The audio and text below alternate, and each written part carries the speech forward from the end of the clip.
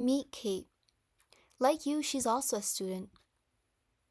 And like all students, Kate finds it difficult to manage her finances. For the average student, the stress of studies is simply not enough. Added to our infinite checklist of items and tasks we need to complete before Monday, another headache awaits: saving money. It's an impossible task, but only if you're saving the wrong way or not saving at all. There are a few tips that can simplify this whole process so that it feels so natural that you wouldn't have to think twice when running about your daily errands. Now, for the independent student living abroad, you have to think about food, clothing, debt, school. These things aren't handed down to you. Unless, well, you're the next heir in the line of rich squires about to inherit $1 million company, which you probably aren't. In that case, saving will become the bane of your existence. There's a few tips and tricks that can make this much simpler. Number one, making a budget tracker. Creating a budget tracker that essentially tracks your income and expenses to help you see the reality of where your money is going is a great starter. In doing so, not only can you separate how much you have to spend to basically survive, but you can also see how much you have left over to do a bit of luxury spending. Maybe buy a car here and there.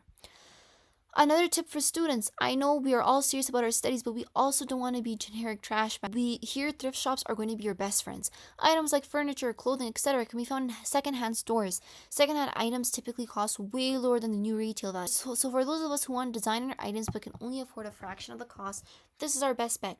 And I know we all want to be the stars of our own shows. It's important to make sure that you're only buying from in-store or generic brands if you don't want to follow the thrift store route. Another important issue to address: most students, where do our finances go? It's in buying the backbreaking textbooks to the aesthetic sticky notes to average student needs. In that case, we have to make use of sales, coupons, cashback, and reward programs. When buying something, look for sales and utilize any coupon or discount code. Also, buying off season is a really great idea. For instance, buying a spring jacket in the winter, it will typically be at a lower price rather than buying a winter jacket in the winter season. Okay, a few other ideas. Double checking receipts. Many miss major system errors in receipts, making you overpay for simple $2 items. Another example: community resources. Using free resources like your library card can give you access to thousands of free books and free movies rather than wasting a bunch of money trying to rent those out.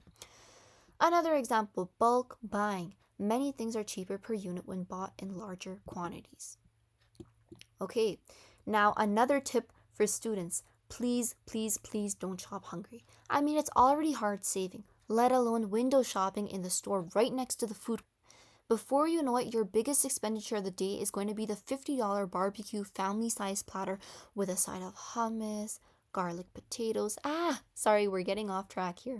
Now, there's several resources that students can use, and I know that the average person will probably think of the strategy as they desperately try to save their money. However, practically one, especially a student, does not have time to figure out what coupons and reward programs are available. That's why we're here.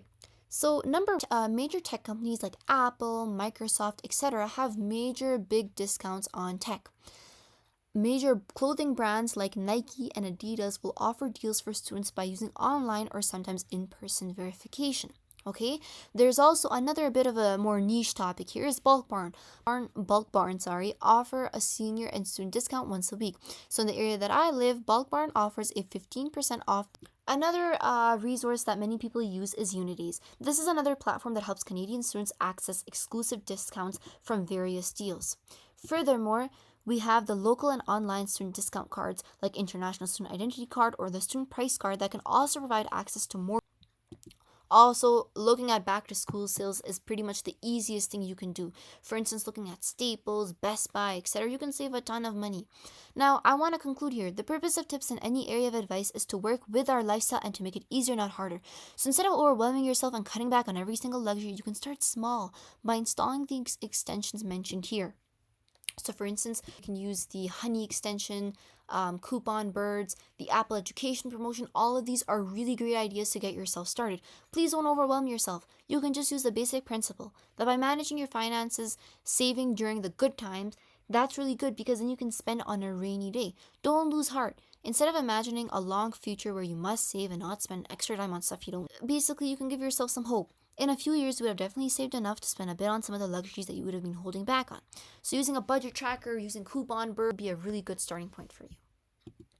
And at the end, utilizing all these tips and tricks, look how student you'd be. All of your stress, your worry, your management, it would all be reduced because you would have installed a few basic coupon codes, got into the habit of checking, using a budget tracker. All of this would have made your life much, much, much easier.